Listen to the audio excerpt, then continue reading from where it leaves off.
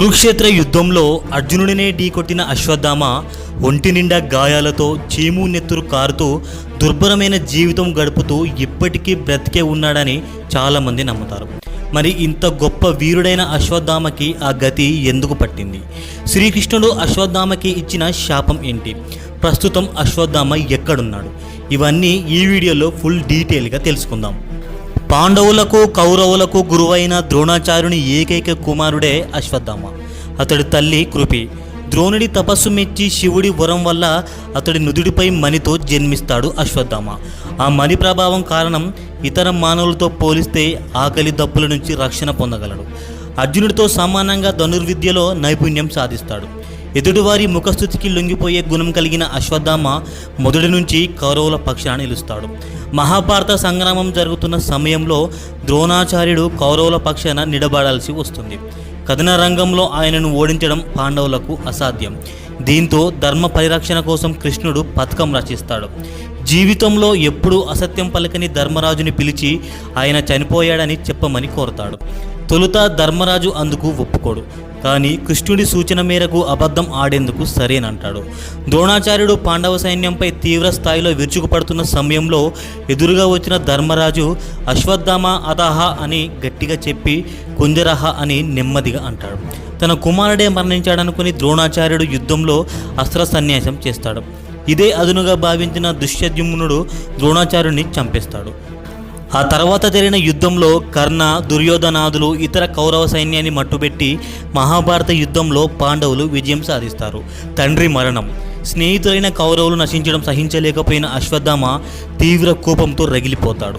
పాండవులను ఎలాగైనా అంతం చేస్తానని దుర్యోధనుని మరణానికి ముందు అతడికి మాట ఇస్తాడు. శివుని అనుగ్రహంతో వరం పొంది ద్రౌపది పుత్రులైన 5 ఉప పాండవులను చంపేస్తాడు. ఇది తెలుసుకున్న శ్రీకృష్ణుడు పాండవులు అతడిని వెంబడిస్తారు. గురుపుత్రుడన్న కారణంగా చంపకుండా వదిలేస్తారు. అశ్వత్థామ కపట బుద్ధి తెలిసిన శ్రీకృష్ణుడు అతడిని ఎలాంటి దుశ్చర్యకు పాల్పడకుండా అడ్డుకునేందుకు పాండవులతో కలిసి కౌరవ శిబిరానికి చేరుకుంటాడు. అప్పటికే అతడు వ్యాసాశ్రమానికి వెళ్ళడంతో కృష్ణుడు అక్కడికి వెళ్తాడు.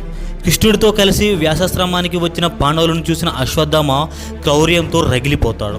కోపంలో విచక్షణ కోల్పోయి తన తండ్రి అనుగ్రహించిన బ్రహ్మ శిరోనామకాస్త్రాన్ని అపాండవీయం అవుగాక అని ప్రయోగిస్తాడు. ఆ అస్త్రశక్తి వల్ల భూమి మీద ఉన్న పాండవులు, వారి సంతతి మొత్తం నాశనమయ్యే ప్రమాదం ఉంది. కానీ దాన్ని అడ్డుకోమని అర్జునుడిని ఆదేశిస్తాడు శ్రీకృష్ణుడు. బ్రహ్మ శిరోనామకాస్త్రాన్ని అడ్డుకోవాలంటే అదే అస్త్రాన్ని ప్రయోగించాలి.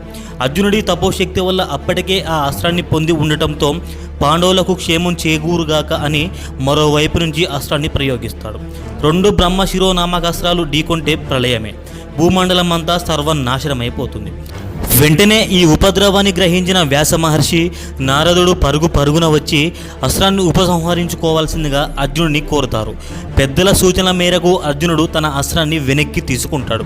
మరి అశ్వత్థామ ప్రయోగించిన అస్త్రం మాటేమిటి గురువయ్య అని వ్యాసుడిని అర్జునుడు అడగ్గా, అస్త్రాన్ని ఉపసంహరించు, పాండవులు నిన్ను ఏమి చేయరు అని అశ్వత్థామకు వ్యాసుడు సూచిస్తాడు.